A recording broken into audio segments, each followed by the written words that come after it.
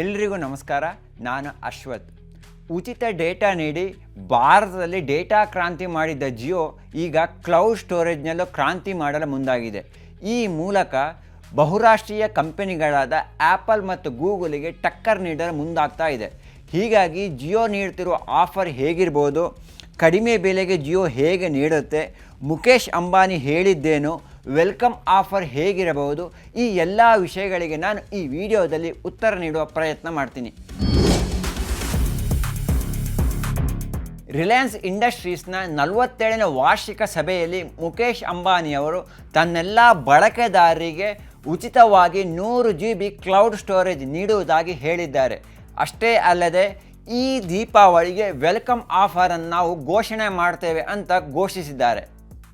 I am thrilled to announce the Jio AI Cloud welcome offer. Today, I am announcing that Jio users will get up to 100 GB of free cloud storage to securely store and access all their photos, videos, documents, and all other digital content and data. And we will also have the most affordable prices in the market for those needing even higher storage. We plan to launch the Jio AI Cloud welcome offer starting Diwali of this year, bringing a powerful and affordable solution where cloud data storage and data-powered AI services are available to everyone, everywhere. ಹಿಂದೆ ಕಂಪ್ಯೂಟರ್ನಲ್ಲಿ memory ಕಡಿಮೆ ಇತ್ತು. ಈ ಸಂದರ್ಭದಲ್ಲಿ CD, DVD, pen ಡ್ರೈವ್ನಲ್ಲಿ ಡೇಟಾವನ್ನು ಸಂಗ್ರಹ ಮಾಡಲಾಗ್ತಾ ಇತ್ತು. ನಂತರ ಮುಂದುವರಿದು ಎಕ್ಸ್ಟರ್ನಲ್ ಹಾರ್ಡ್ ಡಿಸ್ಕ್ನಲ್ಲಿ ಡೇಟಾವನ್ನು ಸಂಗ್ರಹ ಮಾಡಲಾಗ್ತಾ ಇದೆ. ಆದರೆ ಇಲ್ಲಿ ಒಂದು ಸಮಸ್ಯೆ ಇದೆ. ಸಮಸ್ಯೆ ಏನು ಅಂತಂದರೆ, ನಿಮಗೆ ಅಮೇರಿಕಾದಲ್ಲಿರೋ ಕಂಪ್ಯೂಟರಿಗೆ ಶೀಘ್ರವಾಗಿ ಡೇಟಾವನ್ನು ಎಕ್ಸ್ಟರ್ನಲ್ ಹಾರ್ಡ್ ಡಿಸ್ಕಿಂದ ಸೆಂಡ್ ಮಾಡಲು ಸಾಧ್ಯವಾಗಲ್ಲ. ಈ ಕಾರಣಕ್ಕಾಗಿ ಈಗ ಹಲವು ಮಂದಿ ಕ್ಲೌಡ್ ಸ್ಟೋರೇಜ್ನಲ್ಲಿ ಡೇಟಾವನ್ನು ಸಂಗ್ರಹ ಮಾಡಲು ಆರಂಭಿಸಿದ್ದಾರೆ. ವಿಶ್ವದ ಯಾವುದೇ ಮೂಲೆಯಲ್ಲಿ ಇಂಟರ್ನೆಟ್ ಲಭ್ಯವಿದೆ. ಈ ಕಾರಣಕ್ಕಾಗಿ ಸುಲಭವಾಗಿ ಕ್ಲೌಡ್ ಸ್ಟೋರೇಜ್ನಲ್ಲಿ ಡೇಟಾ ಸಂಗ್ರಹವಾದರೆ ಯಾವುದೇ ಕಾರಣಕ್ಕಾಗಿ ಡೇಟಾ ಮಿಸ್ ಆಗಲ್ಲ.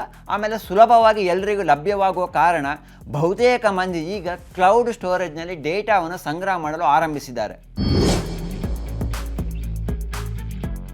ಸದ್ಯ ಗೂಗಲ್ ಒನ್ನಲ್ಲಿ 15 GB ನೀವು ಉಚಿತವಾಗಿ ಡೇಟಾವನ್ನು ಸಂಗ್ರಹ ಮಾಡ್ಬೋದು. ಈ ಮಿತಿಯನ್ನು ದಾಟಿದ ನಂತರ ಹೆಚ್ಚಿನ ಮೆಮೊರಿಯನ್ನು ನೀವು ಸೇವ್ ಮಾಡಬೇಕು ಅಂತ ಅಂದರೆ ನೀವು ಹಣವನ್ನು ಪಾವತಿ ಮಾಡಬೇಕು. ಅದರಲ್ಲೂ ನೀವು ಆಟೋ ಸೇವ್ ಮೋಡ್ ಹಾಕಿದರೆ ಕ್ಷಣ ಮಾತ್ರ ಅಥವಾ ಕೆಲವೇ ತಿಂಗಳಲ್ಲಿ 15 GB ಭರ್ತಿಯಾಗುತ್ತೆ. ಇದು ಯಾಕೆ ಭರ್ತಿಯಾಗುತ್ತೆ ಅನ್ನೋದಕ್ಕೂ ಕಾರಣವಿದೆ. ಸಾಧಾರಣವಾಗಿ ಇಂಡಿಯಾದವರ ಮೈಂಡ್ಸೆಟ್ ಹೇಗಂತಂದರೆ, ನೀವೊಂದು ಫೋಟೋ ತೆಗಿತೀರಾ, ಇಲ್ಲ ಒಂದು 15-20 ಫೋಟೋಗಳನ್ನು ಕ್ಲಿಕ್ ಮಾಡ್ತೀರಾ. ಅದರಲ್ಲಿ ಒಂದು ಫೋಟೋ ಮಾತ್ರ ಬಹಳ ಚೆನ್ನಾಗಿ ಬಂದಿರುತ್ತೆ. ಈ 20 ಫೋಟೋಗಳ ಪೈಕಿ 20 ಫೋಟೋವನ್ನು ಡಿಲೀಟ್ ಮಾಡಲ್ಲ, ಅದು ಮೆಮೊರಿಯಲ್ಲೇ ಸೇವ್ ಆಗುತ್ತೆ. ನೀವು ಅದರಲ್ಲೂ ಆಟೋ ಸೇವ್ ಹಾಕಿದರೆ ಗೂಗಲ್ನಲ್ಲಿ ಆಟೋಮೆಟಿಕ್ಕಾಗಿ ಸೇವ್ ಆಗುತ್ತೆ. ಈ ಮೂಲಕ ಕೆಲವೇ ದಿನಗಳಲ್ಲಿ ಈ ಕ್ಲೌಡ್ ಸ್ಟೋರೇಜ್ ಭರ್ತಿಯಾಗುತ್ತೆ. ಇನ್ನು ಗೂಗಲ್ ಒನ್ ಕ್ಲೌಡ್ ಸ್ಟೋರೇಜಲ್ಲಿ ಎಷ್ಟು ರೂಪಾಯಿ ದರ ಇದೆ ಅಂತ ಹೇಳೋದಾದರೆ, 100 GB ಡೇಟಾಗೆ ತಿಂಗಳಿಗೆ 130 ರೂಪಾಯಿ ಇದ್ದರೆ 200 GB ಡೇಟಾಗೆ ತಿಂಗಳಿಗೆ 210 ರೂಪಾಯಿ ದರವನ್ನು ನಿಗದಿ ಮಾಡಿದ್ದಾರೆ. ಇನ್ನು ಆ್ಯಪಲ್ ಕ್ಲೌಡ್ನಲ್ಲಿ 50 GB ಡೇಟಾಗೆ ತಿಂಗಳಿಗೆ 75 ರೂಪಾಯಿ ಇದ್ದರೆ 200 GB ಡೇಟಾಗೆ 219 ರೂಪಾಯಿ ದರವನ್ನು ನಿಗದಿ ಮಾಡಿದೆ. ಈಗ ಜಿಯೋ ತನ್ನ ಎಲ್ಲ ಬಳಕೆದಾರರಿಗೆ ಉಚಿತವಾಗಿ 100 GB ಘೋಷಣೆ ಮಾಡಿದ್ರಿಂದ ಮುಂದಿನ ದಿನಗಳಲ್ಲಿ ಕ್ಲೌಡ್ ಸ್ಟೋರೇಜ್ನಲ್ಲೂ ದರ ಸಮರ ಆರಂಭವಾಗುವ ಸಾಧ್ಯತೆ ಇದೆ. ಜಿಯೋ ದೀಪಾವಳಿಗೆ ವೆಲ್ಕಮ್ ಆಫರನ್ನು ನೀಡುವುದಾಗಿ ಹೇಳಿದೆ. ಹೀಗಾಗಿ ನಾವು ಈಗಲೇ ಈ ಪ್ಲ್ಯಾನ್ ಬಗ್ಗೆ ಏನೇ ಹೇಳಿದರೂ ಅದು ತಪ್ಪಾಗ್ಬೋದು. ಆದರೆ ಈ ಹಿಂದೆ ಜಿಯೋ ನೀಡಿದ ಪ್ಲ್ಯಾನ್ಗಳನ್ನು ನೋಡಿ ಊಹನೆ ಮಾಡ್ಬೋದು. ಈ ಹಿಂದೆ ಜಿಯೋ ಲಾಂಚ್ ಆದಾಗ 3 ತಿಂಗಳು ಉಚಿತ ಡೇಟಾ ಆಫರ್ ನೀಡಿತ್ತು. ನಂತರ ಹಂತ ಹಂತವಾಗಿ ದರವನ್ನು ಏರಿಕೆ ಮಾಡಿತ್ತು. ಹೀಗಾಗಿ 100 GB ಆರಂಭದಲ್ಲಿ ಫ್ರೀಯಾಗಿ ನೀಡಿದರೂ ನಂತರದ ದಿನಗಳಲ್ಲಿ ದರವನ್ನು ಹಾಕುವಂಥ ಸಾಧ್ಯತೆ ಇದೆ. ಅದರ ಜೊತೆ ಇನ್ನೊಂದು ಸಾಧ್ಯತೆ ಇದೆ. ಏನು ಅಂತಂದರೆ, ಗೂಗಲ್ ರೀತಿ 15 GB ಡೇಟಾ ಕಟ್ ಆಫ್ ಥರ 100 GB ಡೇಟಾ ಕಟ್ ಆಫ್ ಮಾಡ್ಬೋದು. ನಂತರ 100 GBಗಿಂತ ಹೆಚ್ಚಿನ ಡೇಟಾವನ್ನು ಬಳಕೆ ಮಾಡಿದರೆ ಅದಕ್ಕೆ ಮಾತ್ರ ದರವನ್ನು ವಿಧಿಸುವಂಥ ಸಾಧ್ಯತೆ ಸಹ ಇದೆ. ಭಾರತದ ವೈರ್ ಬ್ರಾಡ್ಬ್ಯಾಂಡ್ ಮತ್ತು ವೈರ್ಲೆಸ್ ಬ್ರಾಡ್ಬ್ಯಾಂಡ್ನಲ್ಲಿ ಜಿಯೋ ನಂಬರ್ 1 ಸ್ಥಾನದಲ್ಲಿದೆ. ಭಾರತದ ದೂರ ಸಂಪರ್ಕ ನಿಯಂತ್ರಣ ಪ್ರಾಧಿಕಾರ ರಿಲೀಸ್ ಮಾಡುವ ಡೇಟಾ ಪ್ರಕಾರ ಜಿಯೋ ಮೊದಲ ಸ್ಥಾನದಲ್ಲಿದ್ದರೆ ಏರ್ಟೆಲ್ ಎರಡನೇ ಸ್ಥಾನದಲ್ಲಿದೆ. ವೈರ್ಲೆಸ್ ಬ್ರಾಡ್ಬ್ಯಾಂಡ್ನಲ್ಲಿ ರಿಲಯನ್ಸ್ ಜಿಯೋಗೆ 47 ಕೋಟಿ ಗ್ರಾಹಕರಿದ್ದರೆ ಏರ್ಟೆಲ್ಗೆ 27 ಕೋಟಿ ಗ್ರಾಹಕರಿದ್ದಾರೆ. ಇನ್ನು ವಡಾಫೋನ್ ಐಡಿಯಾಗೆ 12 ಕೋಟಿ ಗ್ರಾಹಕರಿದ್ದರೆ BSNLಗೆ 2 ಕೋಟಿ ಗ್ರಾಹಕರನ್ನು ಹೊಂದಿದೆ. ಅತಿ ಹೆಚ್ಚು ಸಂಖ್ಯೆಯಲ್ಲಿ ಗ್ರಾಹಕರು ಜಿಯೋಗೆ ಇದ್ದಾರೆ.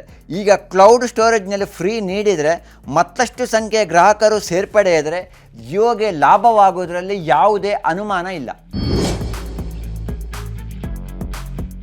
ಜಿಯೋ ಕಂಪನಿ 2016ರಲ್ಲಿ ತನ್ನ ಸೇವೆಯನ್ನು ಆರಂಭಿಸಿದ್ರು. ಜಿಯೋ ಕಂಪನಿಯ ಬಗ್ಗೆ ತಿಳ್ಕೊಳ್ಬೇಕು ಅಂತಂದರೆ 2007ಕ್ಕೆ ನಾವು ಹೋಗಬೇಕು. 2007ರಲ್ಲಿ ಇನ್ಫೋಟೆಲ್ ಬ್ರಾಡ್ಬ್ಯಾಂಡ್ ಸರ್ವಿಸ್ ಲಿಮಿಟೆಡ್ ಹೆಸರಿನಲ್ಲಿ ಒಂದು ಕಂಪನಿ ರಿಜಿಸ್ಟರ್ ಆಗುತ್ತೆ. ಈ ಕಂಪನಿ 2010ರಲ್ಲಿ UPA ಸರ್ಕಾರ ನಡೆಸಿದಂಥ 4G ಸ್ಪೆಕ್ಟ್ರಮ್ ಹರಾಜಿನಲ್ಲಿ ಎಲ್ಲ 22 ಸರ್ಕಲ್ನಲ್ಲಿ ಬ್ರಾಡ್ಬ್ಯಾಂಡ್ ಸ್ಪೆಕ್ಟ್ರಮನ್ನು ಖರೀದಿ ಮಾಡುತ್ತೆ. 2010ರಲ್ಲಿ ಈ ಕಂಪನಿಯನ್ನು ರಿಲಯನ್ಸ್ ಇಂಡಸ್ಟ್ರೀಸ್ ಖರೀದಿಸುತ್ತೆ. ನಂತರ 2013ರಲ್ಲಿ Infotel broadband service limited company Reliance Jio Infocomm limited ಆಗಿ ಬದಲಾಗುತ್ತೆ. 2015ರ ಡಿಸೆಂಬರ್ನಲ್ಲಿ ರಿಲಯನ್ಸ್ ಜಿಯೋ ಬೀಟಾ ಆವೃತ್ತಿ ಆರಂಭಗೊಂಡರೆ 2016ರ ಸೆಪ್ಟೆಂಬರ್ನಲ್ಲಿ ಅಧಿಕೃತವಾಗಿ ರಿಲಯನ್ಸ್ ತನ್ನ ಸೇವೆಯನ್ನು ಆರಂಭಿಸುತ್ತೆ. ರಿಲಯನ್ಸ್ ಜಿಯೋ ಕ್ಲಿಕ್ ಆಗಿದ್ದು ಹೇಗೆ ಅಂತ ನಿಮಗೆ ಗೊತ್ತಿದೆ. ಆರಂಭದಲ್ಲಿ ಜಿಯೋ ಉಚಿತ ಆಫರ್ಗಳನ್ನು ನೀಡಿತ್ತು. ಇದು ಜನರ ಮನಗೆದ್ದಿತ್ತು. ಅಷ್ಟೇ ಅಲ್ಲದೆ ರಿಲಯನ್ಸ್ ಸ್ಟೋರ್ಗಳ ಮುಂದೆ 100-200 ಮೀಟರ್ ಉದ್ದದ ಕ್ಯೂ ಸಹ ನಿಂತುಕೊಂಡು ಜನ ಸಿಮ್ ಖರೀದಿಸಲು ಮುಂದಾಗ್ತಾ ಇದ್ರು. ನಂತರ ಬಹಳ ಇಂಪಾರ್ಟೆಂಟ್ ಏನು ಅಂತಂದರೆ, ಮೊದಲೆಲ್ಲ ಒಂದು ಸಿಮ್ಮನ್ನು ಖರೀದಿಸಬೇಕು ಅಂತಂದರೆ ಒಂದು ಫಾರ್ಮನ್ನು ಭರ್ತಿ ಮಾಡಬೇಕಾಗಿತ್ತು. ಆದರೆ ರಿಲಯನ್ಸ್ ಜಿಯೋ ಸಿಮ್ಮನ್ನು ಸುಲಭವಾಗಿ ಖರೀದಿಸಬೇಕಾಗಿತ್ತು. ಹೇಗೆ ಅಂತಂದರೆ ಆಧಾರ್ ಹೊಂದಿದ್ರೆ ಬಹಳ ಸುಲಭವಾಗಿ ಸಿಮ್ ಆ್ಯಕ್ಟಿವೇಶನ್ ಆಗ್ತಾ ಇತ್ತು. ಅಷ್ಟೇ ಅಲ್ಲದೆ ಜಿಯೋ ಪ್ರತಿನಿಧಿಗಳು ಕಂಪನಿಗಳ ಮುಂದೆ ಬಂದು ಸಿಮ್ಮನ್ನು ಆ್ಯಕ್ಟಿವೇಶನ್ ಮಾಡಿ ಕೊಡ್ತಾಯಿದ್ರು. ಈ ಎಲ್ಲ ಕಾರಣದಿಂದ ಜಿಯೋ ಸುಲಭವಾಗಿ ಜನರ ಮನಗೆಲ್ಲುವಲ್ಲಿ ಸಫಲವಾಯಿತು. ಜಿಯೋದಿಂದ ಏನಾಯಿತು ಅಂತಂದರೆ, ಜಿಯೋ ಬರೋ ಮೊದಲು 1 GB 3GB ಡಾಟಾಗೆ 250 ರೂಪಾಯಿ ಇದ್ದರೆ 4GB ಡಾಟಾಗೆ 350 ರೂಪಾಯಿ ಇತ್ತು. ಈಗ ಜಿಯೋದಿಂದ ದರ ಸಮರ ಆರಂಭವಾಗಿ ಸದ್ಯ ಈಗ 1 GB ಡಾಟಾಗೆ 14 ರೂಪಾಯಿ ಇದೆ. ಇನ್ನು ಜಿಯೋ ಬರೋ ಮೊದಲು ಮೊಬೈಲ್ ಇಂಟರ್ನೆಟ್ ಬಳಕೆ ಮಾಡುವ ದೇಶಗಳ ಪೈಕಿ ಭಾರತಕ್ಕೆ 150ನೇ ಸ್ಥಾನದಲ್ಲಿದ್ದರೆ ಜಿಯೋ ಬಂದ ನಂತರ ವಿಶ್ವದಲ್ಲೇ ಭಾರತ ಮೊದಲ ಸ್ಥಾನಕ್ಕೆ ಬಂದಿದೆ. ಸದ್ಯ ಕ್ಲೌಡ್ ಸ್ಟೋರೇಜ್ನಲ್ಲಿ ವಿದೇಶಿ ಟೆಕ್ ಕಂಪನಿಗಳ ಪ್ರಾಬಲ್ಯವೇ ಹೆಚ್ಚಿದೆ. ಅದರಲ್ಲೂ ಅಮೇರಿಕನ್ ಟೆಕ್ ಕಂಪನಿಗಳು ಆ ದೇಶದ ಜನರ ಆದಾಯವನ್ನು ನೋಡಿಕೊಂಡು ದರವನ್ನು ಫಿಕ್ಸ್ ಮಾಡ್ತಾ ಇವೆ. ಇದು ಭಾರತದಂಥ ಅಭಿವೃದ್ಧಿ ಹೊಂದಿದ ದೇಶಗಳಿಗೆ ದುಬಾರಿಯಾಗುತ್ತೆ. ಈಗ ಜಿಯೋ ಫ್ರೀಯಾಗಿ ಕ್ಲೌಡ್ ಸ್ಟೋರೇಜ್ ನೀಡುವುದಾಗಿ ಘೋಷಣೆ ಮಾಡಿದೆ. ಈಗ ಅಮೇರಿಕಾದ ಕಂಪನಿಗಳು ಭಾರತದಲ್ಲಿ ಇರಬೇಕು ಅಂತಂದರೆ ಕ್ಲೌಡ್ ಸ್ಟೋರೇಜ್ ದರವನ್ನು ಇಳಿಕೆ ಮಾಡಬೇಕಾಗುತ್ತೆ. ಸದ್ಯಕ್ಕೆ ಜಿಯೋ ಆಫರ್ ಏನು, ಮುಖ್ಯವಾಗಿ ಷರತ್ತು ಏನಿರುತ್ತೆ ಎನ್ನುವುದರ ಮೇಲೆ ಭಾರತದಲ್ಲಿ ದರ ಸಮರ ಆರಂಭವಾಗುವ ಸಾಧ್ಯತೆ ಇದೆ. ಧನ್ಯವಾದಗಳು.